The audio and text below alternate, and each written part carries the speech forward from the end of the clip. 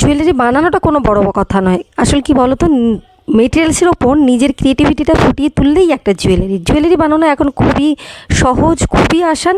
শুধু নিজের বুদ্ধি, নিজের ভাবনা চিন্তাগুলোকে মেটেরিয়ালসের ওপর সুন্দর করে ফুটিয়ে তুলতে হয়। তো আমি আজ এরকম নতুন ধরনের একটা মেটাল বাজারে দেখতে পেয়েছিলাম, তো তাকে ভাবলাম নিয়ে এসে আজকের আমি একটা জুয়েলারি তৈরি করব। তো চকার টাইপের কিছু তৈরি করতে চাইছি।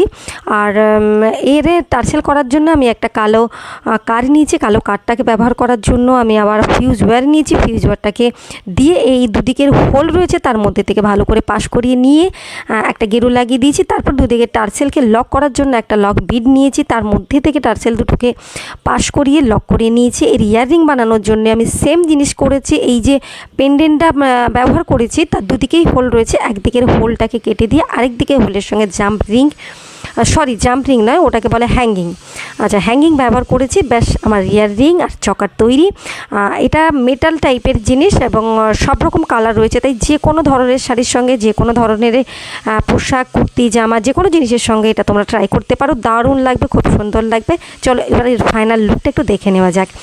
আর আমার চ্যানেলে এরকম সুন্দর সুন্দর জুয়েলারি, তার টিপস, তার বিভিন্ন রকম জিনিস পেতে গেলে তোমাদেরকে আমার সঙ্গে জুড়তে হবে এবং আমার চ্যানেলটাকে সাবস্ক্রাইব করতে হবে, আমার ভিডিওটাকে লাইক করতে হবে, কমেন্ট করতে হবে। ভালো থাকবে, দেখা হবে।